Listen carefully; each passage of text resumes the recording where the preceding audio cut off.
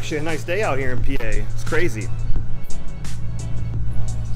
Haven't seen this thing outside in a while. Getting drowned out by the sun, damn.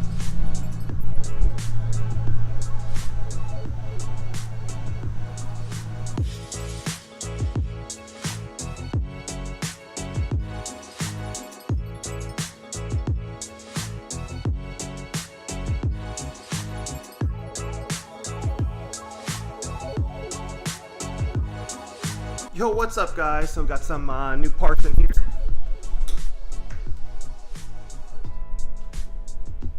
Alright, so we got some parts in. We got the GSC. These are the beehive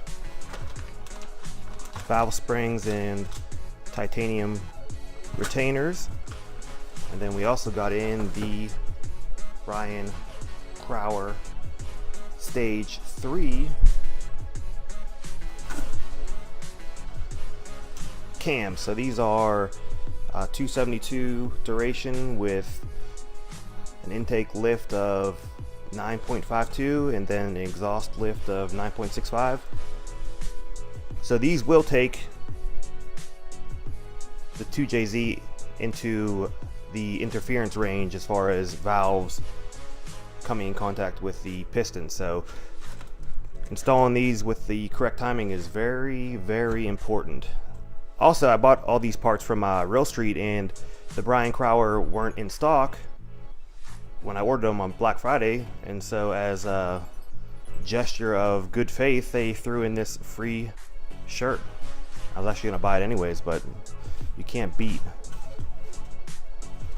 free products. It's actually a kind of a cool little shirt, little Supra with dual parachutes in the back. Now, while I have everything off to install the cams, I'm pretty much going to replace everything I can while I have the timing belt off and the crank pulley off, because that's yeah, so while I have the valve covers off and pretty much the whole front of this engine taken apart to install the cams and the timing belt, I'm going to do all the maintenance I can while I'm in there. So I'm going to put in the new cam gears. I have the new crank pulley, new timing belt. I have the new tensioner bracket. I'm going to buy a new tensioner and pulley to put those in as well.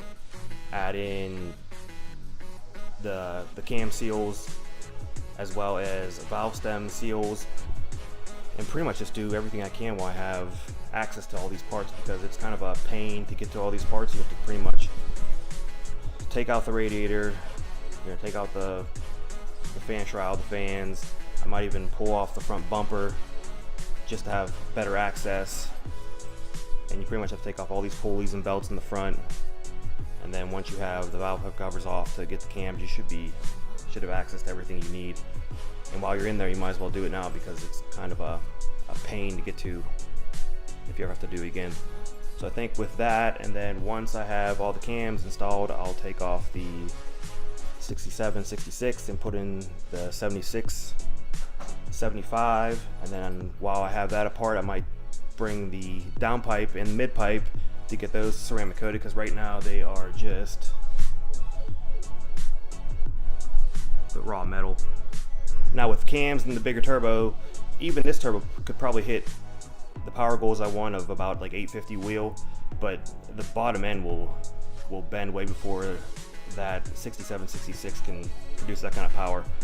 It's just, there's too much torque for these smaller turbos. So with the 76, 75, I should be able to have more peak horsepower while reducing the low end torque, which is kind of what I'm going for with this. And then if I ever decide to go built bottom end, I have the bigger turbo to give me whatever power I want. So I think it'll be a pretty good setup. We'll see how it feels on the street. I think a lot of people run the 76 millimeter on the street, and it's not that bad. Plus with the E85, it shouldn't be horrible. But that is the plan for the winter, and I don't think I have much else on the car to do over the winter. It's pretty much just chilling here in the garage while PA prepares for snow. The roads, it snowed already, so the roads are already salty and shit, so it's not gonna leave the garage now. But I plan to do a pretty in-depth how-to video on how to get to pretty much all the timing components and replace those, as well as how to install the cams.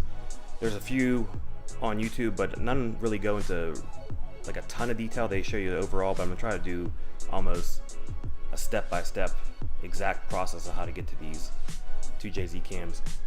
And as you also can tell, I kind of upgraded the garage.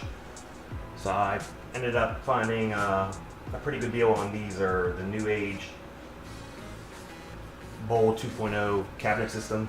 I think a few other people we've seen these videos on, but for this whole 7-piece, I think it's 7-piece setup, it was the cabinet, the 2 big cabinets. There's 4 smaller cabinets. I put the other 2 down here because I wanted to put the TV between them, plus the smaller medium-sized cabinet, and the drawer system was about $1,200 shipped, so it's not that bad of a deal. And then I also put in, I had to stud the wall and put some, so I didn't have the raw block wall in the back. And then I also I took my old refrigerator and actually plasti dipped it. I didn't want to mess with painting it and having it chip, and the plasti dip seems to do pretty good on appliances, so that turned out actually better than I thought. And it kind of matches the rest of the theme of the garage of the black and gray. And like I said, I put up, studded the wall, and instead of drywall, I put up pegboard because it's kind of more useful for the garage, so I can just add in hooks and hang anything I want. So that worked out. And then painted it silver. And then over here I had pegboard up already, but just painted that silver as well. I pretty much have all my tools just hanging around, as well as a bunch of stock parts and crap from my Supra and now my BMW are starting to pile up here. And then I don't know what to do with all this crap, but if you ever single turbo your Supra, here's pretty much the mess you are left with. All this crap comes off. So the turbos are down there, the old intake piping, heat shields, just a giant mess of parts. Threw my wheels over here for right now. These are pretty much a whole slick and skinny setup, which I might just sell, because now with Supra parts being, as far as the drivetrain parts being discontinued, I really don't even want to take it to the track anymore and even risk blowing up the V160 or the 6-speed rear end. So these might be for sale soon. Then really I repainted this wall white with the bottom silver, painted the trim black, and then this stripe is actually vinyl stripe that you'd put on a car.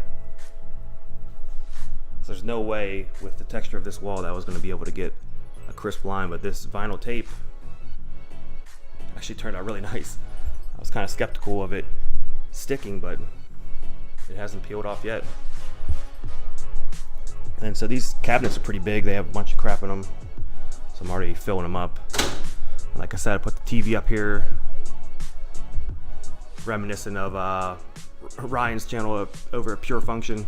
I mean, his garage is a lot bigger than mine, but for now this is more than sufficient for what I need. Little stainless countertops. Like I said, I started hanging some of the tools up. Picked up these mats from Sears.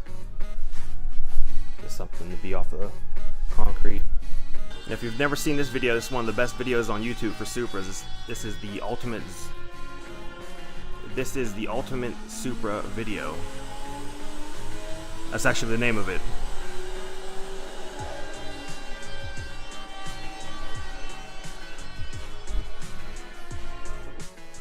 It's a pretty good setup for what I'm using it for. Alright, I think that's going to be it for this video. I appreciate you stopping by, and I'll see you on the next video.